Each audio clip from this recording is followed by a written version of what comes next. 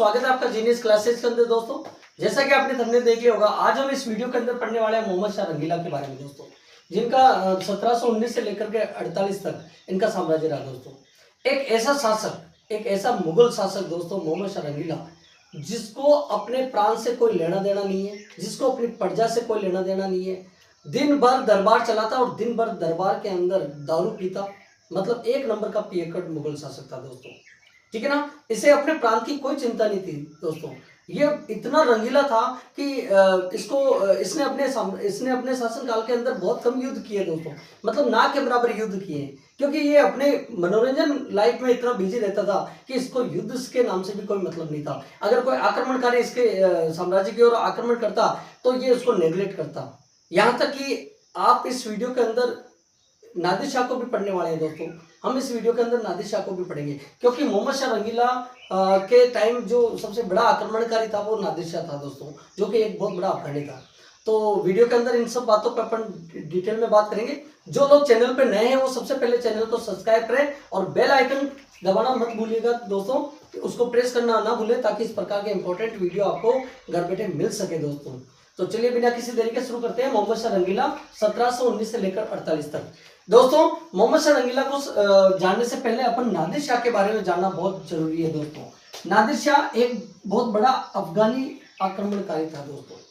मोहम्मद शाह रंगीला की जहां तक बात आती है दोस्तों, एक ऐसा शासक, एक ऐसा मुगल शासक जो शासक के नाम पर दबा था दोस्तों। बिल्कुल दोस्तों, बिल्कुल इस शासक को अपनी प्रजा और अपने प्राण से कोई लेना देना नहीं। यहाँ तक कि जब इसका मनोरंजन करने का मन होता तो ये अपने दरबार में सभी दरबारियों को बिठा करके मुर्गा लड़ाता दोस्तों। देखो, एक ऐसा शासक जिसको प्राण से कोई लेना देना नहीं है, युद्धों से कोई लेना देना नहीं है, अपना ही मनोरंजन कर रहा है, दारू पिए जा रहा है, पेट पे पेक लगा रहा है और मुर्गे लड़ा रहा है, और यहाँ तक कि हद की सीमाएं पार कर देता। ये रात को बहुत ज्यादा पी के सो जाता, फिर इसका दिमाग जो है वो ढंग से काम नहीं करता, ये अपने दरबार में नग्न अवस्था में आ जाता दोस्तों। और जब दरबारी इनको देख के हंसते तो अपनी ही कमी को दूर करने के लिए अपनी गलती को तो नहीं मानता, और दरबारियों को कह देता कि कल से दरबार लगेगा, तुम सब भी नंगे आओगे। ऐसा दरबारी, ऐसा शासक मुगल शासक था दोस्त। और कई बार कहीं जाना होता है, कई मतलब नियम कानून कायदे बनाता है, ये रोज नए नियम कानून कायदे बनाता और सबसे पहले अपने ही नियमों को खुद ही तोड़ता दोस्त। तो ऐसा ये मुगल शासक था, जैसा नाम था इसका वैसे इसके काम थे दोस्तों। रंगीला शासक था और अपना एक अलग से हरम बनवाता था दोस्तों, और हरम में ही ज्यादा समय बिताता। हर समय ये दारू पीता रहता था, इतना पिए करता। एक बार कहा जाता है, इतिहासकार बताते हैं कि नादिर शाह जब आक्रमण कर देता है करनाल पे, तो ये रात को बहुत ज्यादा पी लेता है, फिर सुबह जब युद्ध के समय बात की जाती है तो तलवार लेके खड़ा होता है, कहते हैं चलो युद्ध करने के लिए चलते हैं, और थोड़ी देर जब तक सेना तैयार नहीं तो खुद ही वापस गिर जाता और बेहोश हो जाता। मतलब पीने के बाद इसका होश इसको बिल्कुल नहीं रहता दोस्तों। तो एक ऐसा शासक जिसको कोई मतलब नहीं है यार, बस केवल अपने शौक पूरे करने से इसका मतलब था दोस्तों। तो अगर आप मोहम्मद शाह रंगीला को पढ़ रहे हो और अगर आपने नादिर शाह नहीं पढ़ा तो आपने कुछ नहीं पढ़ा दोस्तों। नादिर शाह उस जमाने में सबसे बड़ा आक्रमणकारी था। नादिर शाह का जन्म एक सिंपल परिवार में होता है। ये एक प्रकार का एक ईरानी शासक होता है दोस्तों, ठीक है ना। ये ईरान का शासक होता है। नादिर शाह कौन है? वैसे तो ये नॉर्मली अगर देखा जाए बेसिकली ये अफगानी था, ठीक है ना, लेकिन ये ईरान का शासक था और ईरान का नेपोलियन भी इसको कहते थे दोस्तों। नादिर शाह को ईरान का नेपोलियन कहा जाता था। और नादिर शाह का पूरा नाम अगर जानने का प्रयास करें अपन, अली कुली बेग के नाम से इसको जानते थे। नादिर शाह का पूरा नाम क्या था दोस्तों? अली कुली बेग था, ठीक है ना। ईरान का ये शासक था और इसको ईरान का नेपोलियन भी कहा जाता है, ठीक है ना। और अब बात आती है कि फरवरी 1739 में दिल्ली पर आक्रमण करने का, यानी कि दिल्ली पे कूच करने की ये रणनीति बनाता है। तो ऐसा इतिहासकार बताते हैं कि नादिर शाह जब भारत पर आक्रमण करता है तो दिल्ली को टारगेट करता है, क्योंकि उसे किसी मुखबिर से यह सूचना मिलती है कि दिल्ली में बहुत बड़ा खजाना है, और भारत में कई ऐसे इलाके हैं जहां पर बहुत बड़ा खजाना है।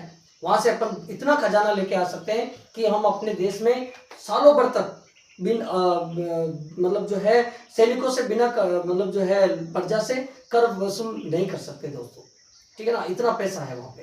तो नादिर शाह सोचते हैं कि अपन जो है दिल्ली पर कूच करेंगे, यानी कि भारत का आक्रमण करेंगे। इधर बादशाह मुगल शासक मोहम्मद शाह रंगीला को जब सूचना मिलती है कि नादिर शाह अपनी सैनिक टुकड़ियां लेकर के रवाना हो चुका है दिल्ली पर आक्रमण करने के लिए।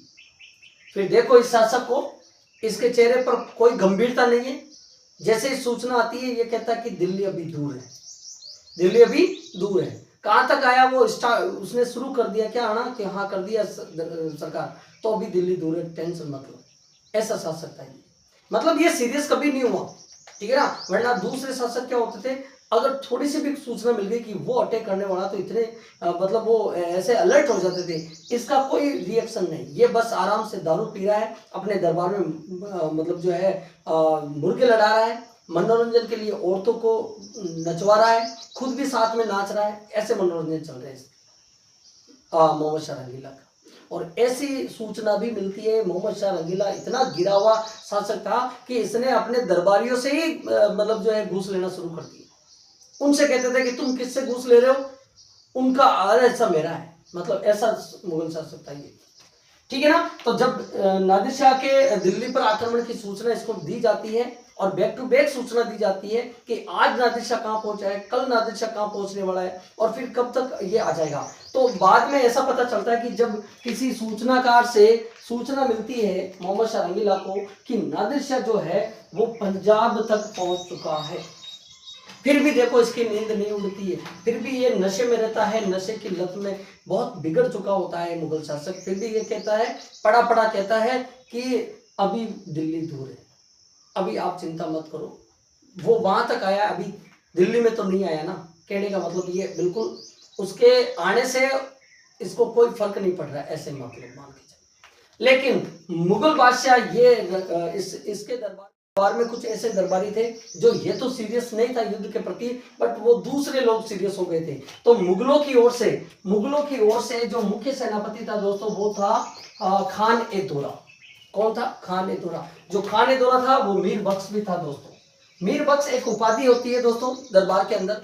ऐसा मान्यता है कि मुगल साम्राज्य के अंदर जो दरबार लगता था उसमें मीर बख्श यानी कि एक मुख्य सेनापति होता है जिसकी बातें मुगल बादशाह मानते हैं और उसका ओरा बहुत अच्छा सा रहता है दरबार के अंदर, उसको एक उपाधि दी जाती है मीर बख्श। इसके अलावा एक मुख्य मीर बख्श और था जिसका नाम था निजाम उल मुल्क चिंकलिंस खान। निजाम उल मुल्क का दूसरा नाम क्या था? चिंकलिंस खान के नाम से वो बहुत ही फेमस था दोस्तों, ठीक है ना। एक ऐसा मुगल सेनापति जिसकी मतलब जो है जिसका ओरा उसके दरबार में मोहम्मद शाह रंगीला के दरबार में बहुत उच्च लेवल का था दोस्तों। होता क्या है कि अब फाइनली नादिर शाह जो है करनाल तक पहुंच जाता है, ठीक है ना। करनाल तक पहुंच गया। करनाल पड़ता है हरियाणा के अंदर दोस्तों। कहाँ पड़ता है? हरियाणा के अंदर पड़ता है करनाल। और युद्ध के लिए वो पूरा रणनीति के मतलब जो है नीति से वो पहुंच जाता है। और यहाँ तक कि जब न्यूज मिलती है नादिर शाह को तो इसको मोहम्मद शाह रंगीला को, फिर मोहम्मद शाह रंगीला कहते हैं कि कोई दिक्कत नहीं, आ गया तो लड़ने चलेंगे। और नशे में धुत होता है और जैसे अपनी तलवार को मियान में डालता है तो 3 बार डालने से वो मियान में जाती है तलवार और फिर थोड़ा आगे चलता है लुढ़क जाता है, मतलब गिर जाता है। अब देखिए जिस सेना का मुख्य बादशाह ऐसा हो तो फिर सेना कैसे लड़ेगी। होता क्या है, फाइनली करनाल में युद्ध छिड़ता है और मुगलों की तरफ से ये लड़ने के लिए आते हैं खाने दोरा, ठीक है ना। तो खाने दोरा की क्या हो जाती है, युद्ध के अंदर मौत हो जाती है, खाने दोरा की मृत्यु हो जाती है। अब खाने दोरा की मृत्यु होने के बाद में युद्ध पर विजय प्राप्त कर लेता है नादिर शाह। अब जब नादिर शाह करनाल में युद्ध जीत लेता है तो अब मुगलों की ओर से जो दूसरा मुख्य वजीर था उसका नाम था सादत खान। उसका नाम था दोस्तों सादत खान। तो सादत खान जो है वो सादत खान और निजाम उल मुल्क ये दोनों मुख्य मतलब जो है सेनापति हुआ करते थे मुगल बादशाह यानी कि मोहम्मद शाह रंगीला। तो निजाम उल मुल्क को दूत बना करके यानी कि चिंकलिज खान को दूत बना करके मोहम्मद शाह रंगीला भेजता है इनके पास, नादिर शाह के पास, और कहता है कि उसको कहना कि करनाल से वापस लौट जाए, तू चाहे जितनी रकम, तेरे को जितनी चाहे जितनी रकम मिलेगी। तो ऐसा इतिहासकार बताते हैं कि निजाम उल मुल्क यानी कि चिंकलिज खान जो है वो नादिर शाह के दरबार में कैंपस में पहुंचता है और नादिर शाह के कैंप में पहुंचने के बाद कहता है कि अगर आप करनाल से जाते हो, और वास्तविकता ये है कि नादिर शाह साम्राज्य विस्तार की वजह से नहीं आया था दिल्ली, दिल्ली आना या पंजाब नहीं आया था, वो केवल धन के लिए, धन बटोरना चाहता था, ठीक है, और पैसों के लिए आया था। तो निजामुल मुल्तक यानी कि चिंगेज खान नादिर शाह से बात करते हैं कि आप अगर करनाल से ही वापस जाते हो तो मुझे बताओ कितना पैसा लोगे, आपको दिल्ली तक नहीं पहुंचना है, आप केवल यहाँ से वापस लौटते हो तो कैसे, कितना पैसा चाहिए आपको, बोलो। तो वो नादिर शाह अपने पूरे सैनिक टुकड़ियों का पूरा कर्जा वर्जा कैलकुलेट करने के बाद वो कहता है कि मुझे मतलब जो है 50 लाख तक रुपए चाहिए। इधर निजामुल मुल्तक कह देते हैं कि आप यहाँ से लौट जाओ, 50 लाख आपको मिल जाएंगे। और पहले ऐसा होता था कि तुरंत पूरा पैसा नहीं दिया जाता था, क्योंकि क्या भरोसा वो पैसा लेकर फिर तलवार निकाल ले। तो ऐसे जैसे धीरे धीरे कुछ किस्तों में पैसा दिया जाता था, और जब भारत की सेवा को पूर्णतः त्याग देते तब पूरा पैसा मिलता था। इधर शहादत खान जो दूसरा मुख्य है, इनका जो सेनापति था मुगल का, वो था शहादत खान। और शहादत खान मीर बख्श बनना चाहता था दोस्तों। अब ध्यान से सुनना मैं जो बता रहा हूँ, शहादत खान और निजामुल मुल्तक यानी चिंगेज खान के बीच में बहुत 36 का आंकड़ा था दोस्तों। ये दोनों एक ही मुगल बादशाह के सेनापति थे, लेकिन दोनों में मतलब ईर्ष्या थी, जलन थी। शहादत खान नहीं चाहता था कि ये चिंगेज खान ही मीर बख्श बना रहे। शहादत खान भी सोचता कि मैं कब तक वजीर बना रहूंगा, मुझे भी मतलब जो है मीर बख्श बनना है। यानी कि शहादत खान चिढ़ता था कि मुझे युद्ध में भेज दिया यार, मैं वजीर हूँ, मैं यहाँ की वित्तीय व्यवस्था देखूँ या फिर मैं युद्ध के लिए लड़ूं। तो ढेर सारे ऑप्शन थे, ढेर सारे ऑप्शन की वजह से ये शहादत खान जो है इस चिंगेज खान से चिढ़ता था बहुत ज्यादा। तो शहादत खान चोरी चुपके से नादिर शाह के कैंपस में पहुंच जाता है और कहता है कि नादिर शाह को कहता है कि आपको चिंगेज खान ने कितना क्या बताया, मतलब पैसों के मामले में क्या संधि हुई आपसे। तो नादिर शाह कहता है कि भाई मैं करनाल से वापस लौटूंगा, मुझे 50 लाख की डील हुई है। शहादत खान कहता है कि बस 50 लाख, आप इतने खतरनाक पराक्रमी मतलब जो है शासक हो, बादशाह हो, और आप 50 लाख की डील पे आपने साझा कर लिया, मतलब डील कर ली। नादिर शाह आश्चर्यचकित रह गया कि यार ये क्या कह रहा है कि आपको 2 करोड़ तो मैं दे दूंगा अगर आप मेरा एक काम करोगे। शहादत खान को इतना यकीन नहीं था कि वास्तव में नादिर शाह दिल्ली पर अटैक करेगा। तो शहादत खान ने कहा, चिंगेज खान से वो बड़ा मतलब जो है चिढ़ता था, तो उसने कहा कि 2 करोड़ तो मैं आपको वैसे दे दूंगा, आप मेरी बात मानो। तो नादिर शाह कहता कि बोलो तुम क्या कहना चाहते हो, बोलो मैं तो करूंगा, मैं पैसों के लिए आया हूँ। कि उसने कहा, शहादत खान कहता है कि आप दिल्ली पर अटैक करो। किस पर अटैक करो? दिल्ली पर अटैक करो, दिल्ली में बहुत खजाना है और आप वहां खजाना लूटोगे, आप अपना साम्राज्य विस्तार करो और आपको मैं 2 करोड़ रुपए दूंगा। ये बात कौन कहता है दोस्तों? शहादत खान कहता है। और ऐसी मान्यता है कि हुआ क्या था कि जब करनाल का युद्ध होता है तो ये जो खान है दोरा वो तो मारा जाता है और शहादत खान को नादिर शाह की सेना बंधक बना लेती है और बंधक बना करके उसको ऐसे लेटा देती है दरबार के अंदर और वहां मनोरंजन चलता है, नाच गाने होते हैं। तभी ये नादिर शाह को कहता है कि मुझे छोड़ो तो सही, मैं अगर बंदी बना रहूंगा तो मेरे बादशाह को खबर कैसे मिलेगी कि आप जीते हो और आपकी क्या डील है। तो कहने का मतलब शहादत खान पहले बंधक बना जा चुका था वो, तो इसलिए नादिर शाह का कैंप उसको अच्छी तरह मालूम था कहाँ था। तो चोरी छुपे आता है, नादिर शाह को पैसे के लिए और लालच देता है। नादिर शाह करनाल से वापस जाने का फैसला रद्द कर देता है। वो कहता है यार अब तो अपन दिल्ली जाएंगे, अब तो दिल्ली कूच करेंगे और अपनी एक नई सैनिक टुकड़ियों के साथ में और फ्रेश ताजा सैनिकों के साथ में वो पहुंचता है दिल्ली। भैया दिल्ली पर अटैक करता है, दिल्ली में बहुत बड़ा खजाना लूटता है। यहाँ तक की खबर आती है कि नादिर शाह दिल्ली पर जब अटैक करता है 1739 में अटैक करता है और मुगलों की पूरी स्थिति बिगाड़ देता है दोस्तों। मुगलों को फुटपाथ पे लाके खड़ा कर देता है नादिर शाह और कम से कम 70 करोड़ की संपत्ति बटोरता है।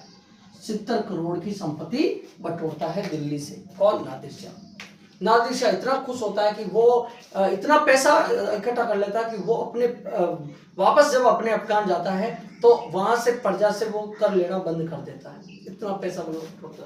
और तख्त ए ताउस जिसको मयूर सिंहासन कहते हैं दोस्तों, शाहजहां ने बनवाया था, उस तख्त ए ताउस को भी वो लेके चला जाता है और कहते हैं कि दिल्ली से कोहिनूर हीरा भी वो लेके चला जाता है, ठीक है ना। और जब ये बातें पता चलती है लोगों को, दिल्ली की जनता को पता चलती है कि भैया ये सब है ना, ये खून खराबा जो नादिर शाह ने किया है ये शहादत खान के कहने पे किया है। मतलब दिल्ली पर अटैक करने के लिए मोटिवेट प्रेरित किसने किया? शहादत खान ने किया नादिर शाह को। अगर शहादत खान नहीं कहता तो नादिर शाह करनाल से वापस चला जाता क्योंकि 50 लाख की डील निजाम उल मुल्क यानी कि चिंगजिस खान ने कर दी थी।